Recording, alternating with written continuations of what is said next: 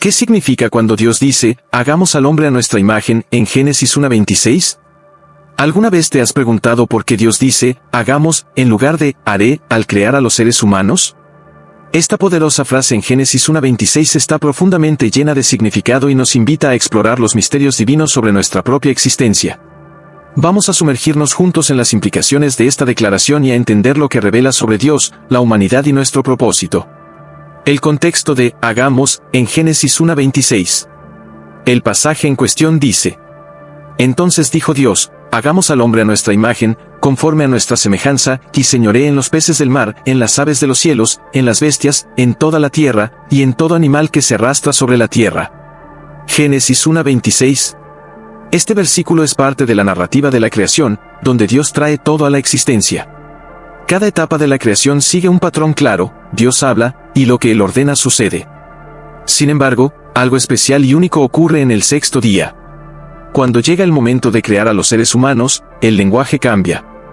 En lugar de un mandato directo como, sea la luz, Dios utiliza un lenguaje deliberado y relacional, hagamos al hombre a nuestra imagen. ¿Por qué este cambio? ¿Con quién está hablando Dios?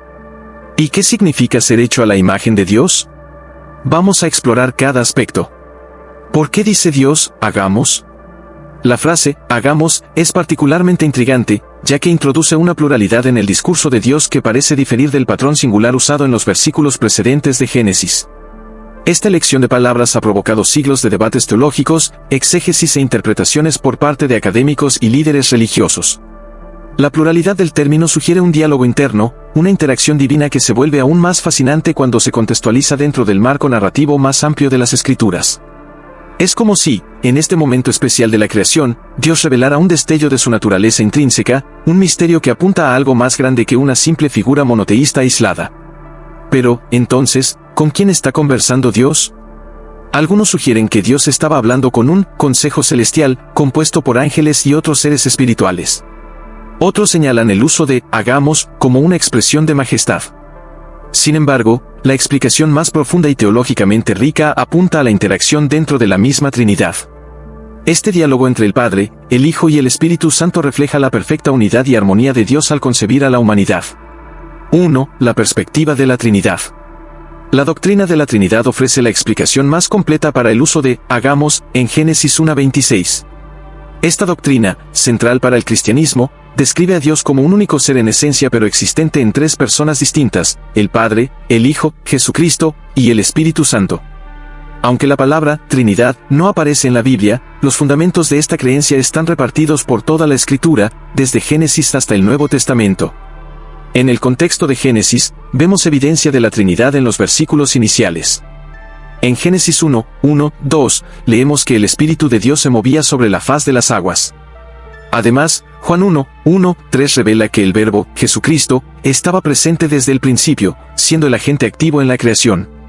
Esta perspectiva se alinea perfectamente con el uso del plural, hagamos. Dios no estaba hablando con ángeles, ya que los ángeles no son co-creadores. Estaba dialogando consigo mismo dentro de la unidad de la Trinidad. La Trinidad también nos ayuda a entender la naturaleza relacional de Dios. Incluso antes de crear el mundo, Dios existía en perfecta comunión consigo mismo. El Padre ama al Hijo, el Hijo ama al Padre, y el Espíritu Santo es la expresión de ese amor eterno. Por lo tanto, cuando Dios crea al hombre a su imagen, nos crea para reflejar esta relacionalidad divina. Fuimos hechos para amar y ser amados, para vivir en comunión con Dios y con los demás. Además, la idea de que el Padre, el Hijo y el Espíritu Santo trabajaron juntos en la creación nos da una comprensión más profunda del carácter de Dios. No es un ser distante y aislado, sino un Dios de relación, cooperación y propósito. Esto nos recuerda que, como seres creados a su imagen, también estamos llamados a trabajar en unidad, construir relaciones saludables y vivir en armonía con Dios y los demás. Otras posibles explicaciones para hagamos. Aunque la perspectiva trinitaria es la más aceptada en el cristianismo, otras interpretaciones de hagamos han sido propuestas a lo largo de la historia. Estas explicaciones, aunque menos completas, ofrecen perspectivas interesantes y ayudan a enriquecer nuestra comprensión del texto bíblico. 2. Hagamos como un plural de majestad. La idea del plural de majestad sugiere que Dios estaba usando una forma de lenguaje común entre los antiguos reyes y líderes. En la cultura real, el plural se utilizaba a menudo para expresar autoridad, soberanía y grandeza. Por ejemplo, un rey podría decir, declaramos la guerra contra el enemigo, incluso si la decisión fue tomada únicamente por él. Esta manera de hablar enfatiza la importancia del emisor y del mensaje. Si aplicamos esta idea a Génesis 1:26, podríamos entender que Dios estaba destacando su majestad y el carácter especial de la creación humana. Al decir hagamos, estaría enfatizando la seriedad e importancia de su decisión de crear al hombre a su imagen.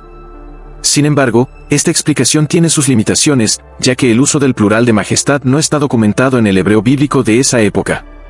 No obstante, esta interpretación nos recuerda la soberanía de Dios. Él es el Rey de Reyes, y sus palabras están llenas de poder y autoridad. Cuando Dios decide crear al hombre, está tomando una decisión de proporciones cósmicas, una decisión que tendrá un impacto eterno.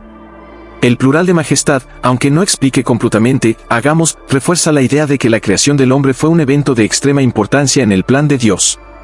3. La idea de un consejo celestial. Otra teoría interesante es la idea de que Dios estaba hablando con un consejo celestial, compuesto por ángeles y otros seres espirituales. Esta interpretación se basa en pasajes como Job 1:6, donde vemos a los hijos de Dios presentándose ante el Señor.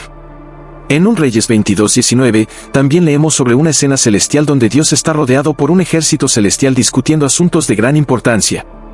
Si Dios estaba dirigiéndose a un consejo celestial en Génesis 1:26, esto podría explicar el uso del plural hagamos. Sin embargo, esta visión enfrenta un problema significativo: los ángeles no participan en la creación. La Biblia es clara en que solo Dios es el creador y que la humanidad fue hecha exclusivamente a la imagen de Dios, no a la imagen de los ángeles ni de ningún otro ser. Esta teoría, a pesar de sus limitaciones, ofrece una perspectiva fascinante sobre el papel de los ángeles en la narrativa bíblica. Son siervos de Dios, presentes en momentos cruciales, pero no comparten su esencia creativa. Por lo tanto, el hagamos no puede atribuirse completamente a un diálogo con los ángeles. Esto nos lleva de nuevo a la explicación trinitaria como la más completa y coherente. La riqueza del plural hagamos. Cuando colocamos estas teorías lado a lado, queda claro que el hagamos de Génesis 1:26 es una expresión llena de profundidad y significado. Ya se ha visto como evidencia de la Trinidad, una expresión de majestad o algo relacionado con el consejo celestial. Esta elección de palabras nos invita a reflexionar sobre el carácter único de Dios y el propósito especial de la humanidad. Dios eligió deliberadamente usar un lenguaje que destaca la importancia de la creación del hombre. Al hacerlo, revela algo sobre sí mismo, que Él es un Dios relacional, majestuoso y soberano. Además, el hagamos nos recuerda que la creación del hombre no fue un evento ordinario. Fue un acto único, lleno de intención divina y amor. Este cuidado no es accidental. Refleja el valor intrínseco de la humanidad como la obra maestra de Dios. Mientras que el resto de la creación es descrito como bueno, la creación del hombre es descrita como muy bueno, Génesis 1:31. Esto enfatiza que la humanidad es la cima del plan de Dios, creada no solo para existir, sino para reflejar el propio carácter de Dios en la tierra. Somos llamados a ser espejos de su gloria, su bondad y su justicia. La creación del hombre también introduce un concepto esencial: la responsabilidad. Al hacernos a su imagen, Dios nos da autoridad sobre la tierra y todas las criaturas vivas, Génesis 1:28. Sin embargo, esta autoridad no debe ser utilizada de manera egoísta o destructiva, sino con el mismo cuidado y amor que Dios demuestra por su creación.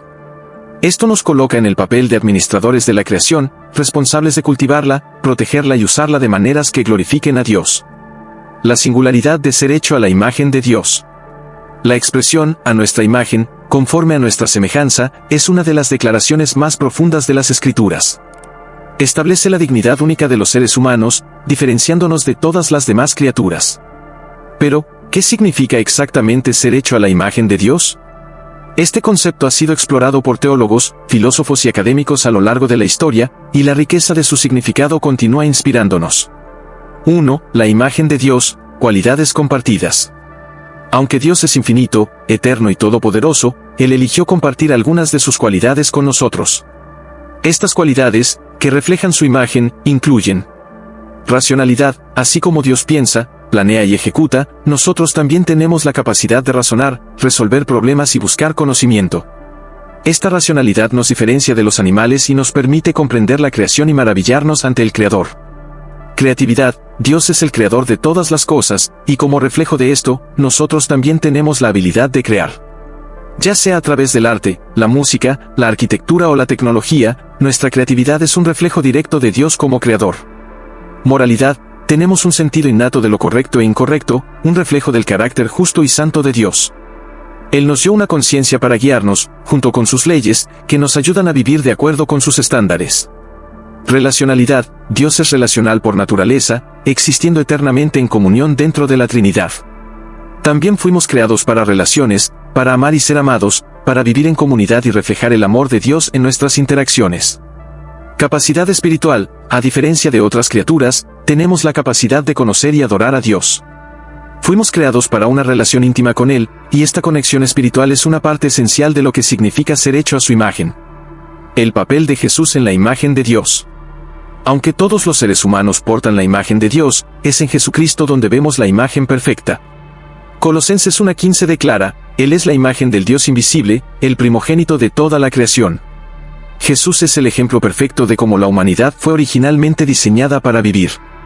Demostró un amor perfecto, obediencia absoluta al Padre, compasión por los demás y justicia en todas sus acciones. Debido al pecado, la imagen de Dios en nosotros ha sido distorsionada. Ya no somos reflejos perfectos de su carácter.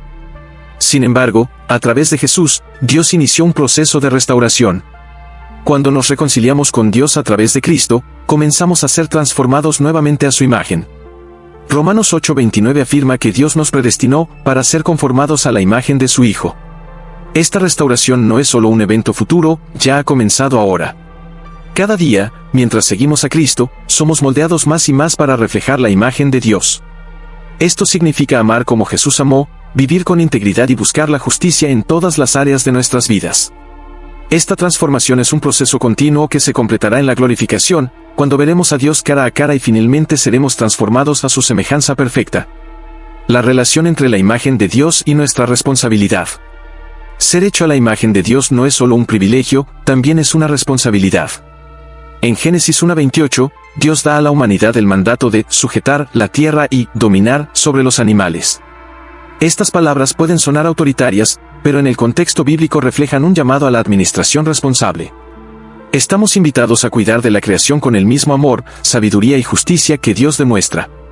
1. Cuidar de la creación. Como administradores, somos responsables de proteger y preservar el medio ambiente. Esto significa usar los recursos de la tierra de manera sostenible, proteger los hábitats de las criaturas y buscar un equilibrio entre el progreso humano y la conservación de la naturaleza. Cada acción que tomamos para cuidar el planeta es una forma de honrar al Creador. 2. Relaciones justas.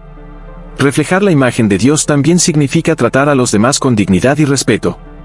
Todos los seres humanos, independientemente de su raza, género o estatus social, portan la imagen de Dios. Esto nos llama a luchar por la justicia, ser compasivos y vivir en armonía con los demás.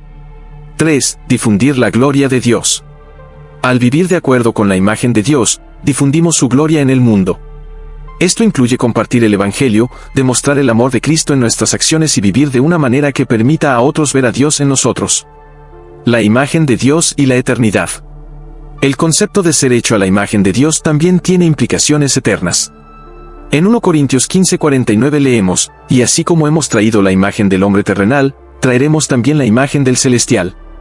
Esto significa que, en el futuro, la imagen de Dios en nosotros será completamente restaurada. Este proceso comienza ahora, mientras somos transformados por Cristo, y se completará en la eternidad cuando estemos con Dios para siempre. Este destino final nos da esperanza y propósito. Sabemos que, a pesar de las dificultades e imperfecciones de nuestras vidas actuales, Dios está trabajando para moldearnos en algo glorioso. Seremos como espejos perfectamente pulidos, reflejando la gloria de Dios sin distorsiones. Conclusión. El hagamos de Génesis 1:26 no es simplemente una elección lingüística, que es una ventana al corazón de Dios. Revela su naturaleza trinitaria, su amor por la humanidad y su deseo de involucrarnos en su obra creativa. Ser hecho a la imagen de Dios es un privilegio incomparable que nos otorga dignidad, propósito y una conexión especial con nuestro Creador.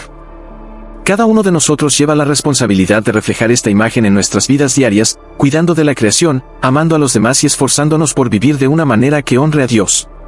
Y, sobre todo, somos llamados a reconciliarnos con Él a través de Jesucristo para que esta imagen sea restaurada en nosotros. ¿Cómo responderás a este llamado divino?